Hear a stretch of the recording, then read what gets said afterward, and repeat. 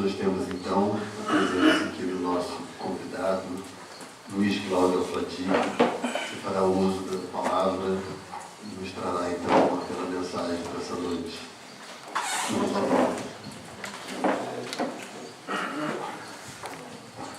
Boa noite a todos. Boa noite. Depois de uma meditação dessa, dá vontade que a gente continuar quietinho, né? Que a paz de Jesus já nos envolve, possa nos manter todos tranquilos, serenos, focados no objetivo que trouxe cada um de nós aqui. Antes da gente começar a nossa fala, só apresentar um trabalho que a gente tem feito já há algum tempo, chamado Semeadura do Bem. São mensagens diárias que nós escrevemos por inspiração e passamos essas mensagens, começamos com um grupo bem pequeno, as pessoas, mensagens de 20, 25 linhas, é coisa muito pequenininha, muito rápida. E o objetivo é que as pessoas comecem os seus dias com positividade. E ao receber a mensagem e achar que ela foi válida, quem sabe repassar para outras pessoas do seu relacionamento, e aí sim é o nosso convite de juntar-se a nós na distribuição de positividade diária. Isso a gente faz via WhatsApp. Aqueles que tiverem interesse em receber as nossas mensagens diariamente, nós vamos deixar essa prancheta ali na cômoda, na saída. É só colocar o telefone, o nome e do lado a casa que está ligado, que acredito que todos aqui sejam o próprio GL. Então vamos à fala desta noite. O tema escolhido para esta noite é o homem de bem, que é o objetivo de todos nós, chegarmos a essa condição de homens de bem. O interessante, quando nós estamos estudando o assunto para preparar essa palestra, ouvimos uma música sertaneja que muitos de vocês já devem ter ouvido, e a música me falou tão alto no coração porque tinha tudo a ver com o homem de bem. Chama-se Um Jantar para Jesus. Não tenho a pretensão de cantá-la porque não tenho essa habilidade, mas a letra diz o seguinte: convidei Jesus para jantar lá em casa. Preparei um frango assado para o jantar. Eu não tenho muito, tudo é muito simples, mas eu fiz de tudo para lhe agradar. Tudo preparado, a mesa posta. Alguém bateu a porta, corri para atender. Era um mendigo, estava faminto, me pedindo algo para comer. Eu pensei, e agora? O que eu faço? Se tirar um pedaço, Jesus vai perceber. Mas tirei um jeito, uma coxa do frango, e dei para o mendigo para ele comer. Ele foi embora dizendo obrigado, que em sua mesa nunca falte o pão. É feliz o homem que tem caridade, porque traz amor em seu coração. Eu entrei e fui conferir a mesa, para ver se tudo estava no lugar. De repente, bate a porta outra vez. Eu pensei, agora é Jesus que acabou de chegar. Quando abri a porta, era uma criança, toda maltrapilha e de pés no chão. Com o seu olhar, além do alimento, me pedia também um pouco de atenção. Eu entrei, fui e peguei a outra coxa. Mais que depressa, a criança comeu. Vi sua alegria estampada em seu rosto, quando com um sorriso me agradeceu. Muito obrigada, que Deus te abençoe, que em sua mesa nunca falte o pão. É feliz o homem que tem caridade, porque traz amor em seu coração. Passou mais um tempo e chegou Jesus, e sentou-se à mesa para a refeição. Ele olhou para o frango e eu lhe disse, coma. E me assustei quando ele disse não. Ainda assustado, disse, Senhor, lhe fiz um frango inteiro, mas posso explicar? E antes que eu fizesse, ele me interrompeu. E olhando em meus olhos, começou a falar. Estou satisfeito com as 2 coisas deste frango assado que me preparou. Hoje bati à sua porta 2 vezes. Estava com fome e me alimentou. Tudo o que fizeres aos pobres e pequenos, o farás a mim, pois são os meus irmãos. Feliz é o homem que tem caridade, porque traz amor em seu coração. Eu não sei vocês, mas eu daria tudo para participar deste jantar para Jesus. O homem de bem. Mahatma Gandhi, um homem de bem, o grande pacifista do século passado. Além de pacifista, um homem religioso, seguido por mais de 250 milhões de pessoas. Religioso de uma religião não cristã. Ele era jainista, uma das religiões que compõem o hinduísmo, mas se apaixonou pelos ensinamentos de Jesus no seu primeiro contato, quando leu o Sermão do Monte. Ali ele ficou extasiado com a riqueza de ensinamentos somente nas bem-aventuranças, aquelas poucas linhas. Chegou a verbalizar que se fossem destruídas todas as escrituras de todas as religiões e sobrasse somente as bem-aventuranças, nada teria se perdido, pois ali está toda a receita para a felicidade humana. Imaginamos o que teria dito Gandhi se tivesse lido no Evangelho segundo o Espiritismo, o item 2, do capítulo 17, intitulado O Homem de Bem, onde Allan Kardec consegue, em torno de 80 linhas, nos passar toda a informação do que é o homem de bem, se é que Gandhi não leu. Em síntese, não temos tempo para discorrer sobre tudo, Allan Kardec veio nos mostrar que o homem de bem é aquele que tem os seus pensamentos, suas palavras, seus atos, baseados num tripé de justiça, amor e caridade. Nada foge a isso. Vamos ao primeiro pé, justiça.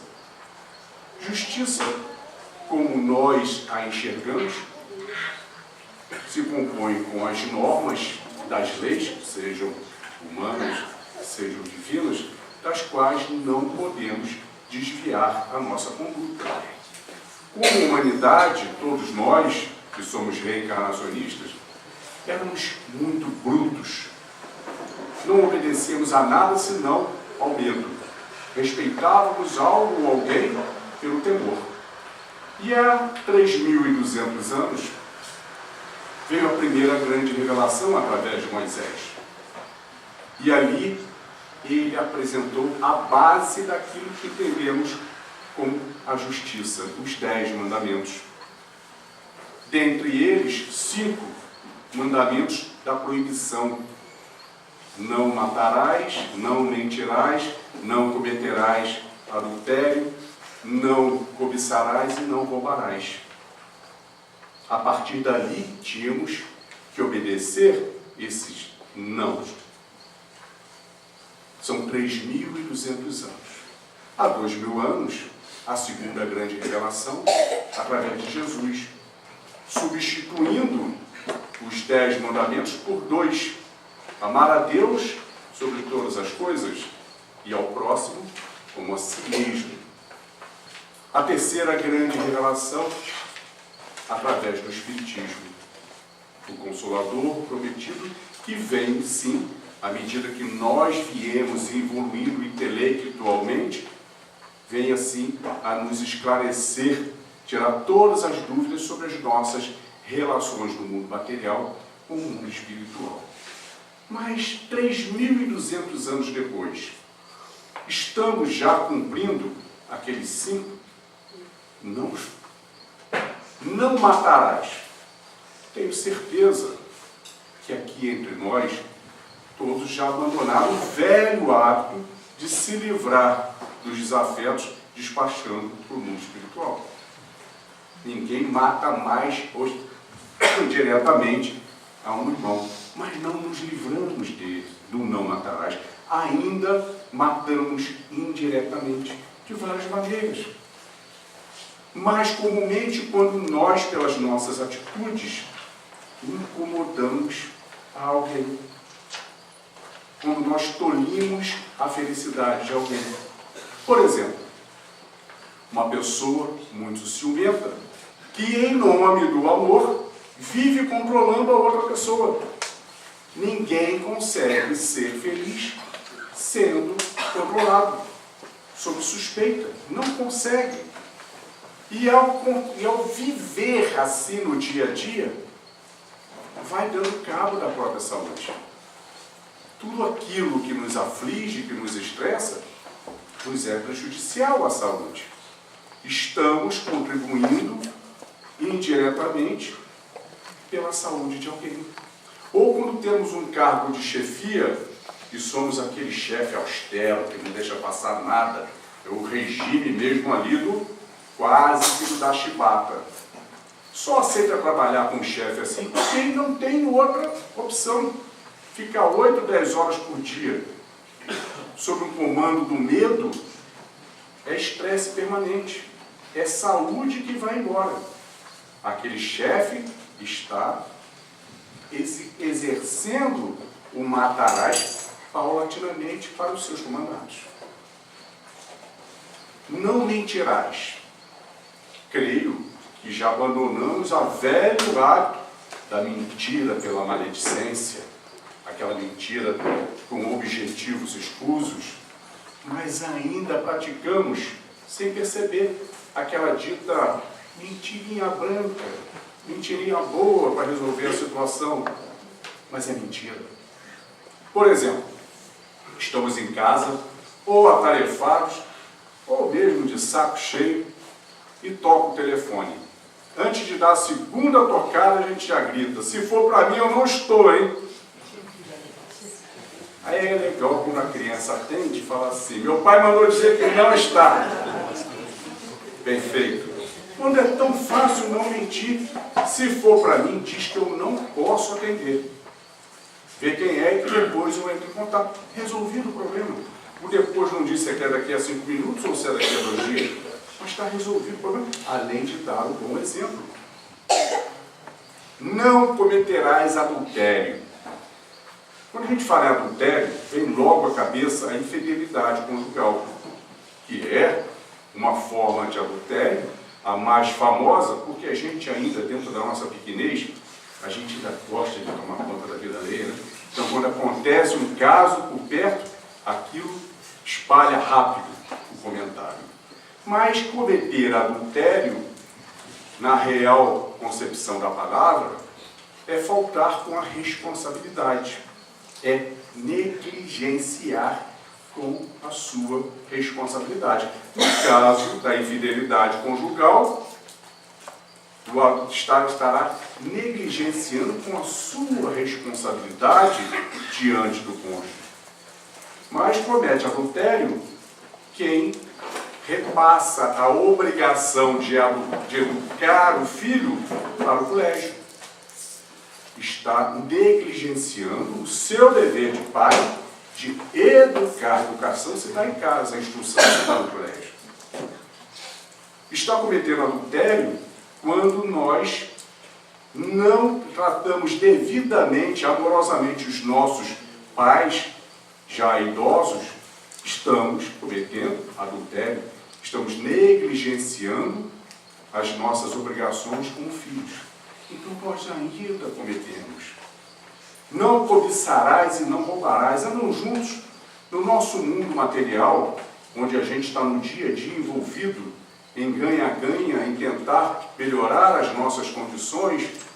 Por vezes, nós ultrapassamos os limites ao tentar aquela promoção, ao tentar ficar melhor na fita do que o colega de trabalho.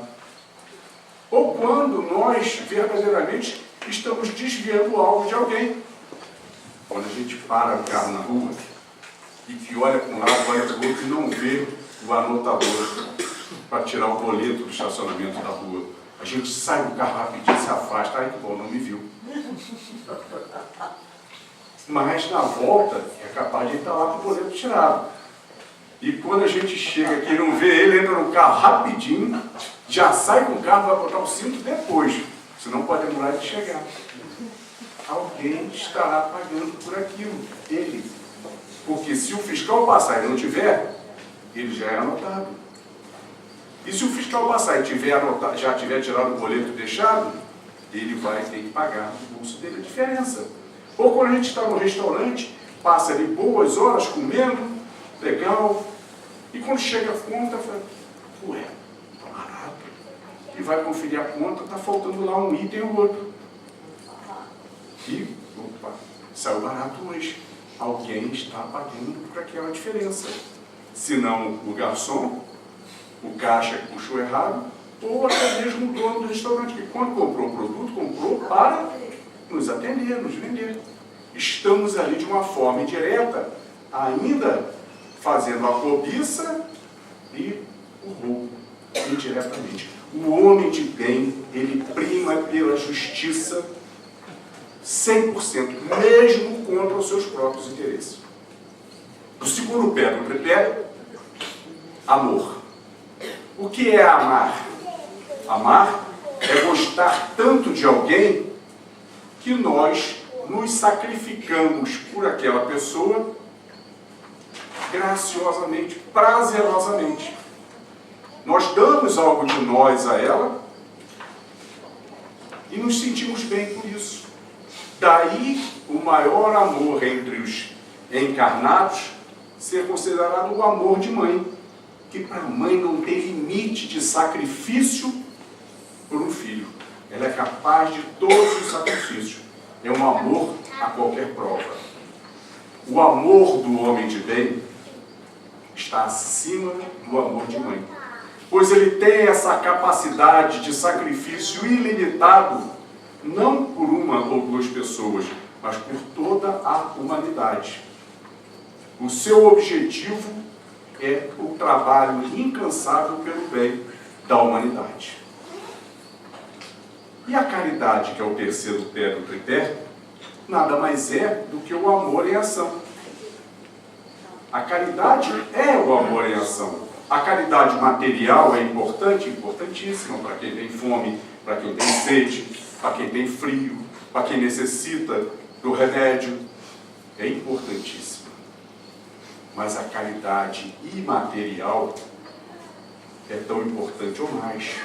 É aquela que consola, é aquela que auxilia, é aquela que reergue, é aquela que ouve, é aquela que cala, é a que aconselha. É a caridade incondicional e que nós temos a oportunidade de exercitá-la todos os dias. Todos os dias nós temos várias oportunidades no exercício da caridade. Seja naquela hora em que vamos dar uma informação, a gente dá a informação que está da melhor forma possível, mas no dia a dia a gente está passando correndo, a pessoa vem pedir informação, a gente sequer para. Ah, é por ali. Quando 10 segundos de caridade poderia dar certinho aquilo que a pessoa precisa. O homem de bem, ele está 24 horas por dia preocupado em servir, preocupado em utilizar as suas possibilidades em prol da humanidade. Assim, quando chegamos a esse patamar de justiça, amor e caridade, que é o patamar basilar do homem de bem, nós atingimos a tal reverência pela vida. O que é reverência pela vida? É aquela condição onde respeita-se toda a forma de vida de maneira idêntica. O homem de bem, ele respeita a vida da menor formiga à maior das baleias. O homem de bem só aceita o abate da vida pela sustentação da própria vida, dando continuidade ao ciclo da natureza criado pelo Pai, a subsistência da própria vida. Fora isso, a morte de uma vida não há justificativa para o homem de bem. Isso nos faz lembrar um fato ou dois do nosso querido Chico Xavier. Chico Xavier, campeão de fatos, né? De causos. Chico Xavier, ele morava, a casa dele dava de fundos para a casa da irmã. Então acabava que era um quintal único. E Chico era um apaixonado pelas suas roseiras. E a irmã dele acabava gostando também. Certo dia, um formigueiro atacou uma roseira. E quando ela viu aquilo, ela falou assim, não, eu tenho que comprar o veneno agora. Não, minha irmã, não precisa, deixa, é a natureza delas. E ela não, vou comprar agora. E partiu para comprar o veneno. Chico estava acompanhado de uma outra pessoa que testemunhou quando ele se abaixa e começa a conversar com as formigas. Vocês, minhas irmãs, eu sei que essa é a natureza de vocês, de comer as plantas. Mas ela foi comprar veneno, vai ser um formigocídio. Vão embora antes que ela chegue. Chico, você está conversando com as formigas? Estou fazendo a minha parte. Um outro caso onde o Chico nos mostrou essa reverência pela vida, já que tinha alguns amigos que realmente eram amigos do coração de muito tempo já. E esses amigos, aos domingos, gostavam de pescar. E sempre iam, porque gostavam muito de Chico, uma amizade já desde pequenos, convidar Chico para a pescaria. E Chico nunca tinha tempo, até porque também aquilo não era a diversão dele. E ele sempre dizia que não posso, estou ocupado, tenho meus compromissos, isso e aquilo. Mas eles insistiam todo domingo. Naquele domingo, Chico não tinha compromissos. E agora? Mentir, ele não ia mentir. Ele podia ir. E resolveu ir até para satisfazer a vontade dos seus amigos. Então foi carinhosamente à pescaria. Chegaram à beira do rio, distribuíram as varas, os balaios, as iscas, cada um escolhe o seu lugar e deram sorte porque o cardume estava lá e estava com fome. Era botar a linha na água e tirar peixe. Isso é tudo que o pescador adora. E toca puxar peixe, até que um deles olha e está Chico parado com a língua na água, não tinha tirado nem um peixinho. E ele foi ficando encafifado com aquilo. O que será isso?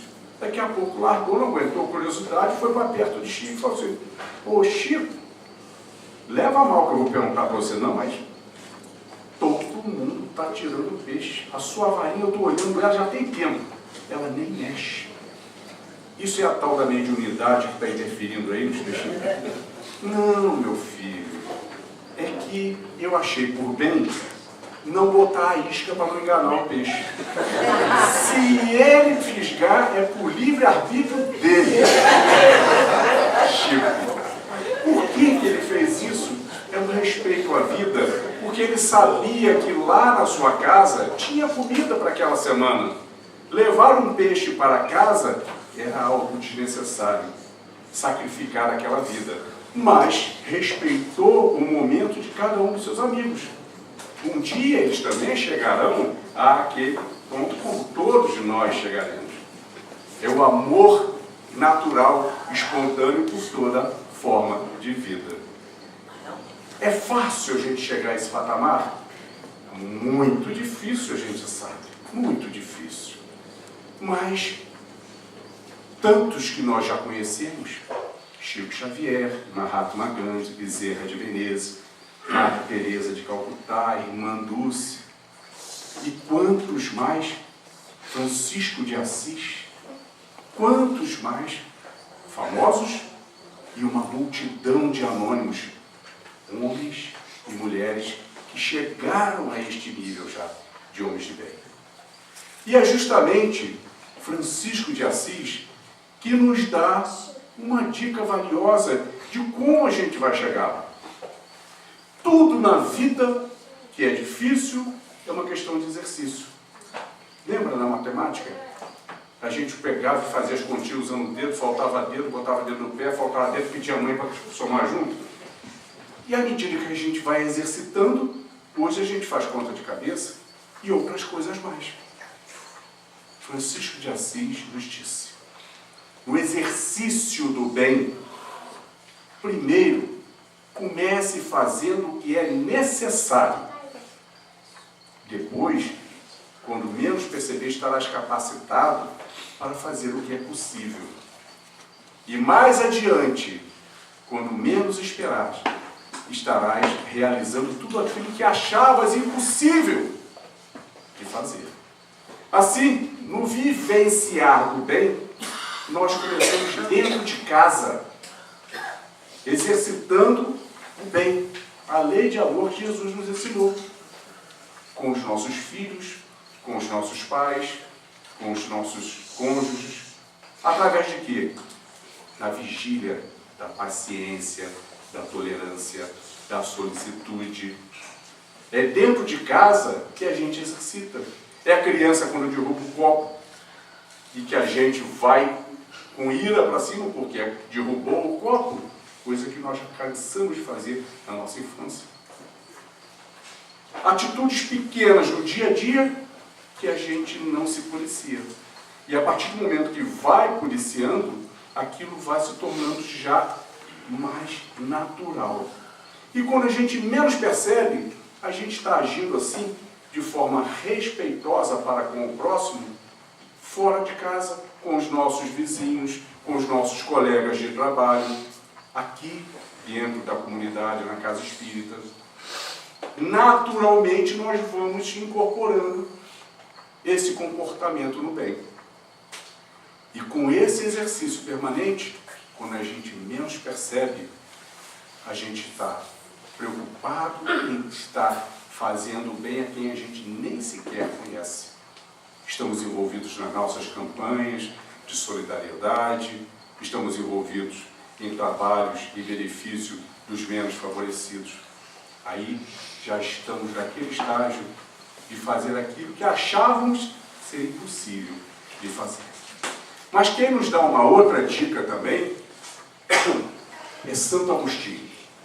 A questão 919 do Livro dos Espíritos, vale a pena ser lida. Santo Agostinho responde à pergunta de Allan Kardec quando lhe questiona os espíritos. Que meios dispõem os homens de agilizar o seu desenvolvimento? E quem responde é Santo Agostinho dizendo: o sábio da antiguidade vou-lo disse, conhece-te a ti mesmo. Fazer o que eu fazia quando aí vivi.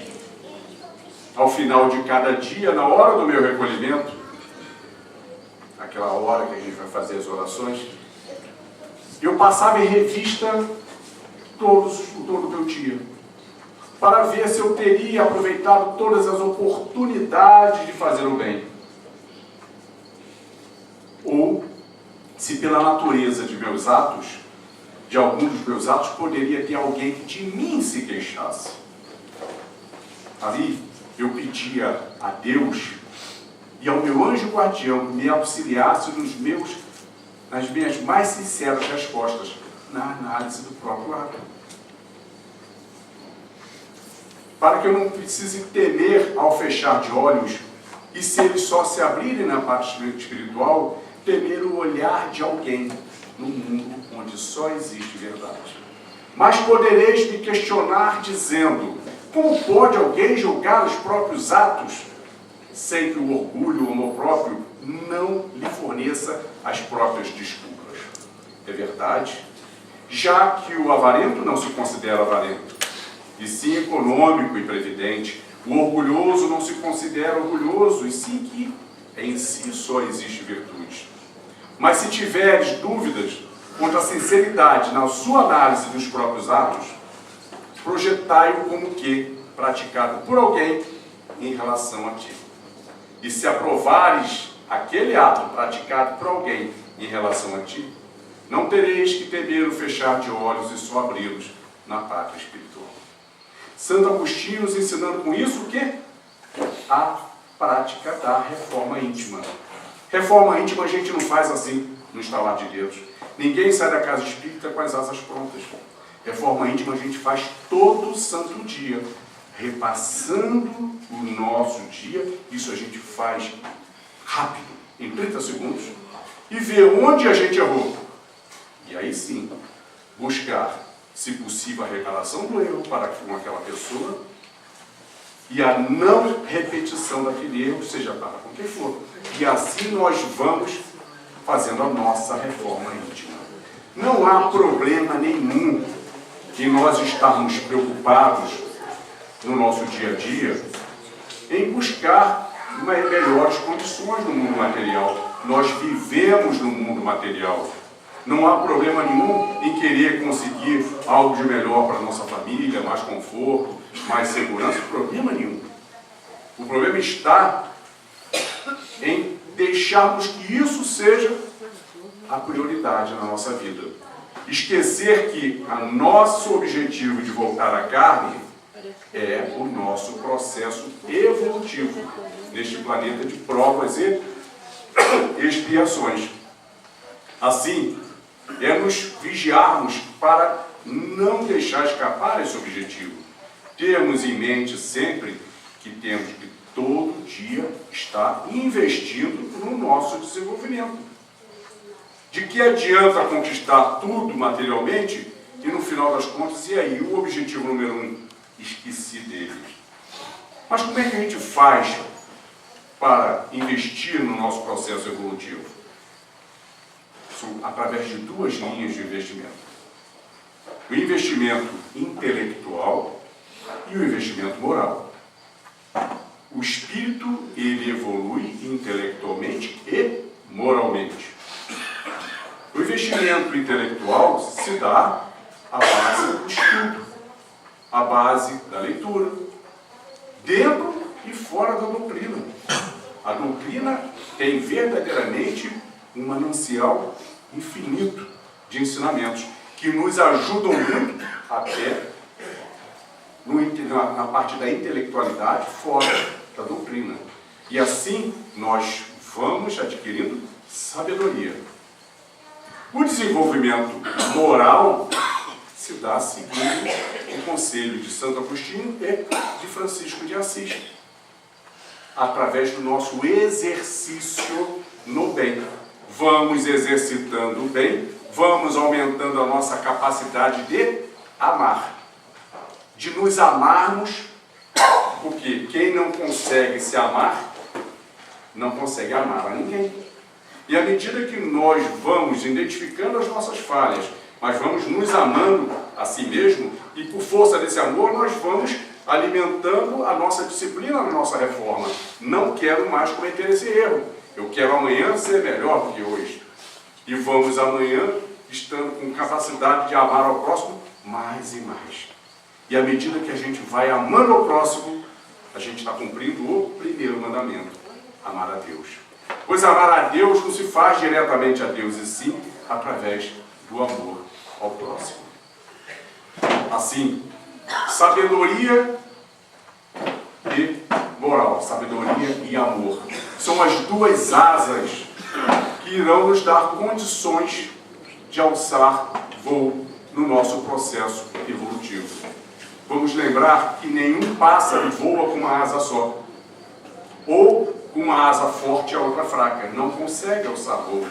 É importante que tenhamos em foco a sabedoria, adquirir sabedoria no nosso dia a dia, através do estudo. Não existe espiritismo sem estudo. E o lado do amor, desenvolver a nossa capacidade de amar. O homem de bem, ele é sempre inclemente e indulgente. Ué, mas como é que pode isso? Inclemente é aquele rigoroso, que não deixa passar nada. Indulgente é aquele compreensivo, ele é 100% inclemente com ele mesmo. Ele está sempre atento aos seus atos.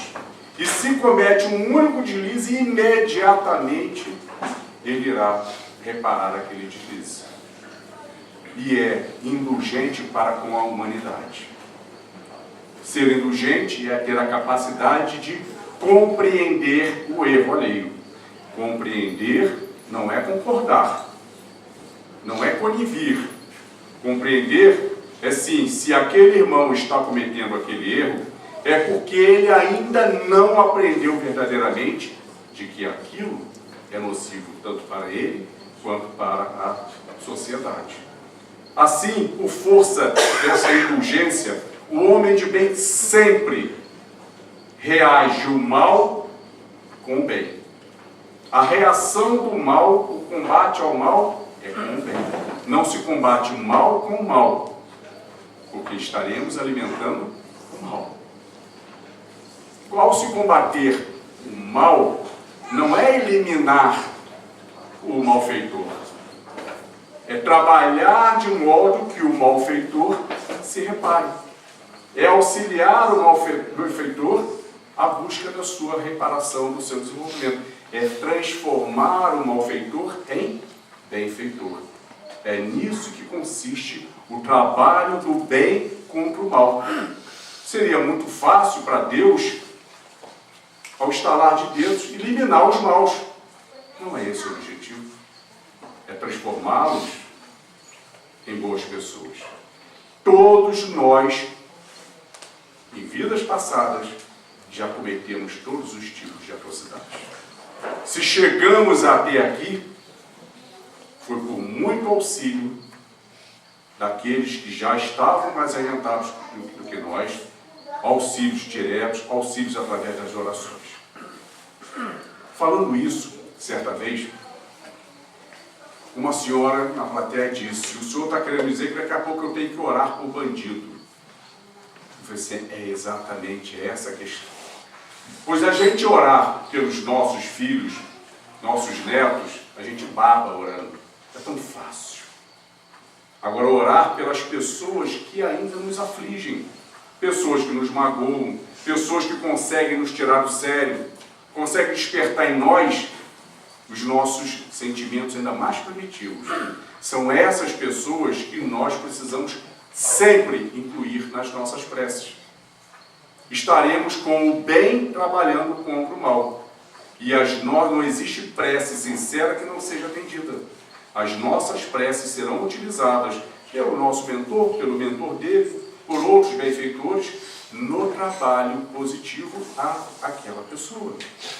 Quando muitas pessoas, está lá no capítulo 27, salvo erro, é o capítulo que diz sobre as orações, muitas pessoas focadas no mesmo objetivo nas suas orações, a espiritualidade superior utiliza dessa energia no combate ao mal, no combate às trevas. Os nossos irmãos trevosos, quanto mais trevosos, são os mais necessitados. Já estivemos naquela condição. E eles um dia estarão conosco na condição de homens de bem. Mais cedo ou mais tarde. Então eu respondi à senhora que sim, preciso orar pelo bandido, mas eu não consigo. Mas se por minha infelicidade eu tiver um irmão, um pai, um amigo que se envolva em algum tipo de crime, está aí a Lava Jato, tanta gente boa que ficou encantado pelo ganho fácil e acabou se envolvendo. Se vai ser julgado, condenado, vai para onde? Vai para Bangu. Vai lá para Bangu, local onde está reservado aos bandidos.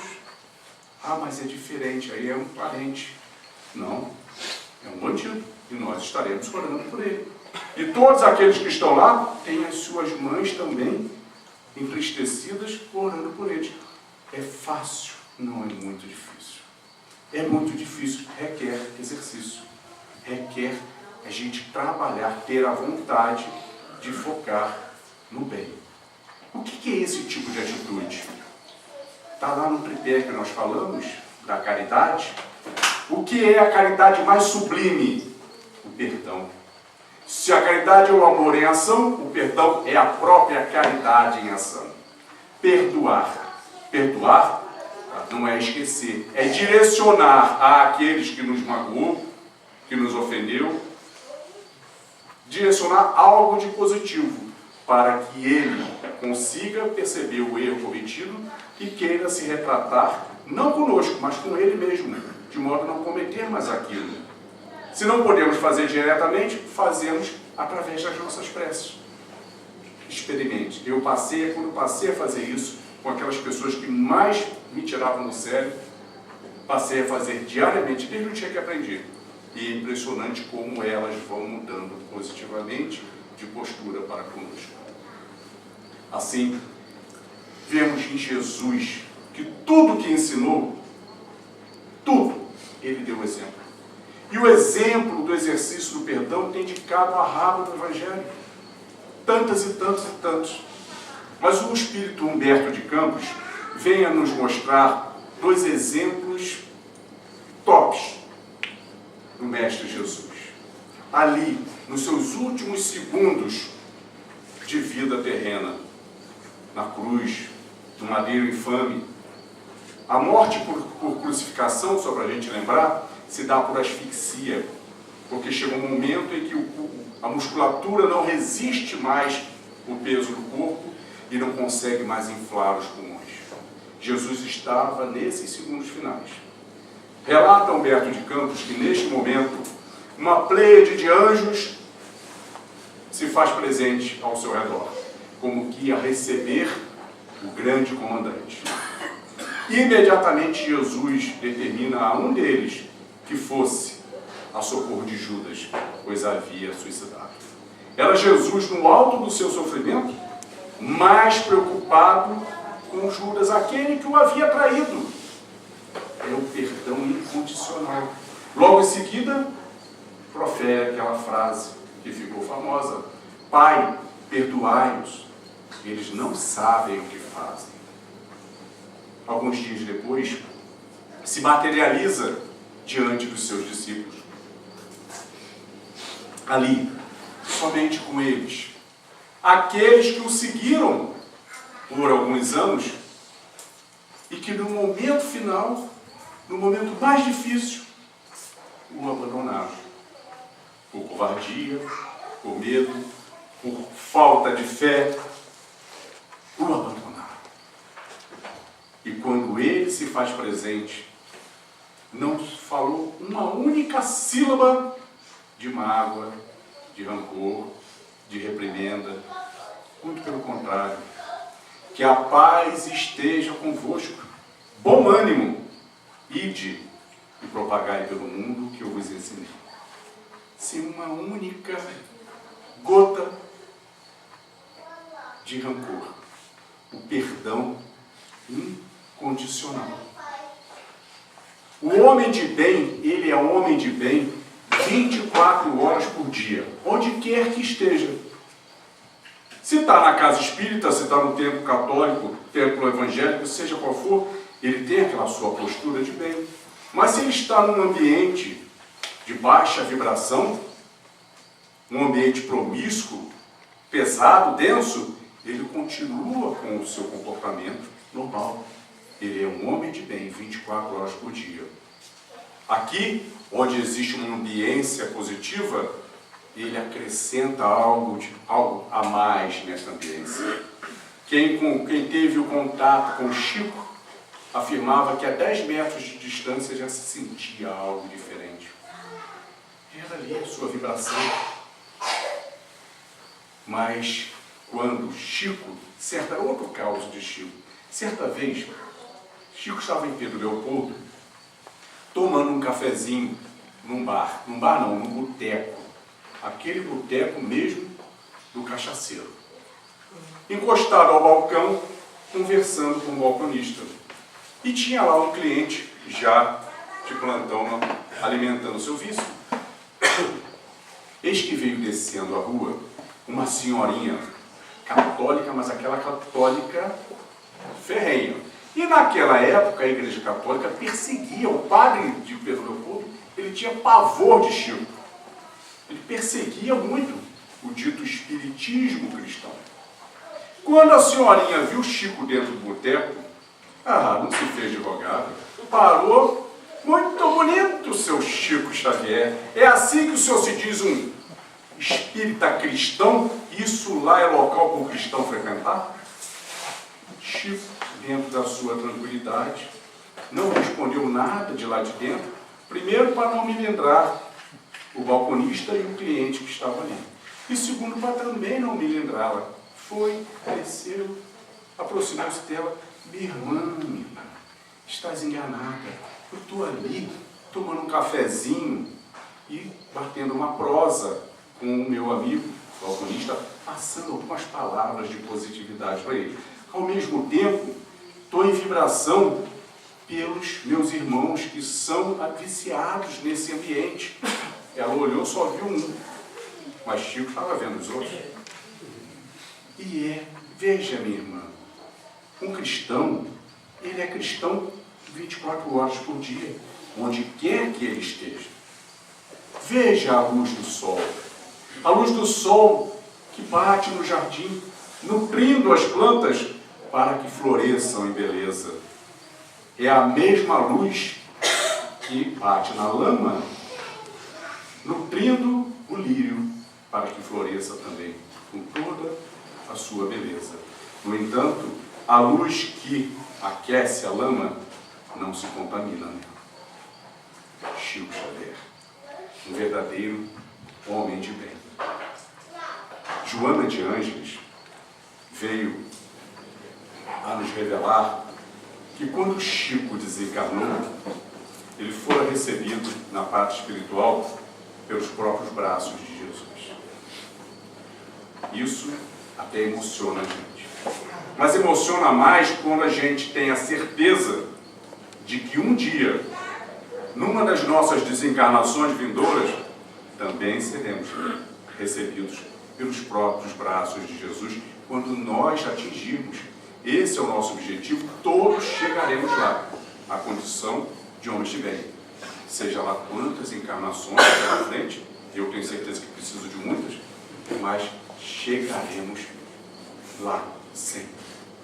Resumindo, o que é quais são essas qualidades que credenciam um homem de bem, podemos resumir numa única palavra: bondade. Bondade, que é aquela linguagem universal, que todos a percebem. Os bons e os nossos irmãos ainda em inferioridade e desenvolvimento. Todos percebem onde existe a bondade. Bondade é aquela língua, aquela linguagem que até o surdo ouve e até o cego enxerga. É o exercício da bondade no dia a dia que fará com que a cada amanhecer todos nós tenhamos dado um passinho a mais em busca da nossa condição de homens de bem. Toda jornada começa no primeiro passo. Por mais distante que esteja o objetivo, a cada passo ele fica cada vez mais próximo. E a boa notícia é que nós não estamos no primeiro passo. Já demos muitos e muitos passos até chegarmos aqui. Que possamos, com o auxílio da espiritualidade superior que nos acompanha, dar passos e passos cada vez mais abertos e cada vez mais rápidos. Nessa nossa jornada terrena, que é tão rápida, tão rápida. A nossa infância foi ontem, como foi o domingo retrasado. Lembramos da mesma maneira. É tão rápido, como uma viagem verdadeira, como uma viagem de trem, o trem da vida. Aquele trem que não repete o caminho, não repete a estação e nem sequer para nas estações. Estamos na espiritualidade e de repente recebemos um bilhete para a viagem pelo trem da vida. Vamos para a estação de embarque e quando o trem passa somos sugados para dentro dele. E de repente estamos nos braços de papai e mamãe, que tem os seus assentos naquele vagão com os seus nomes escritos, e do lado está lá o nosso assento com o nosso nome. E passamos aquela jornada de estação em estação sem repetir o caminho, acumulando novas e novas experiências junto com o papai e mamãe, e a cada estação alguns passageiros descem, outros ingressam, e ao nosso redor ali estão outros assentos vazios com os seus nomes a serem preenchidos, os assentos, irmãos, tios, amigos, esposo, esposa, filhos, netos, em que formará naquele vagão o nosso ambiente familiar e tantos outros vagões que temos a liberdade de ir aos outros e desenvolver o nosso relacionamento com todas aquelas pessoas que estão na viagem. Mas o nosso bilhete só tinha a data do ingresso, não tem a data da saída. Esse é o grande detalhe do trem da vida. E em determinada estação, sem aviso prévio, papai desembarca. Numa outra, desembarca a mamãe. E de repente olhamos para aqueles assentos vazios com seus nomes e sentimos aquele sentimento maravilhoso chamado saudade, que só tem quem ama. E assim os assentos vão se esvaziando, outros vão sendo ocupados, até que de repente, sem aviso prévio, nós somos sugados para fora, chegou a nossa estação. E terá valido a pena a nossa viagem se, dentre todos os passageiros do nosso vagão ou dos outros vagões, ao passarem e ver o nosso assento ali, o nosso nome vazio, sintam também aquele sentimento de saudade que só tem quem ama. É porque fizemos valer no exercício do bem a possibilidade que Deus nos concede. O que trazemos para a vida? Além de nós mesmos, nada. O que podemos levar? O nosso desenvolvimento intelectual e moral. Mas Deus é tão bondoso que nos permite fazer também uma bagagem de novas amizades, novos amores, aumentando assim o nosso patrimônio na nossa família espiritual. O que eu desejo do fundo do meu coração é que todos vocês aproveitem muito cada quilômetro desse trem da vida, cada passagem, cada passageiro que está ao seu lado. E também do fundo do meu coração agradeço a oportunidade de tê-los no trem de minha vida. Que possamos fechar os nossos olhos. Mentalizar Deus, nosso Pai, Maria Santíssima, nossa Mãe, Jesus, nosso irmão maior. E assim, agradecemos, Senhor, por mais estes momentos de paz, em que te sentimos aqui em vibrações fraternais. Venha, ó Maria, socorrer os que sofrem, peregrinos na dor, suplicamos o vosso amor. Quando a dor bater a porta, sejamos gratos a Deus, pois Ele sempre, sempre abençoa os filhos seus. Quanta luz neste ambiente, descendo sobre nós, vibrando em nossas mentes.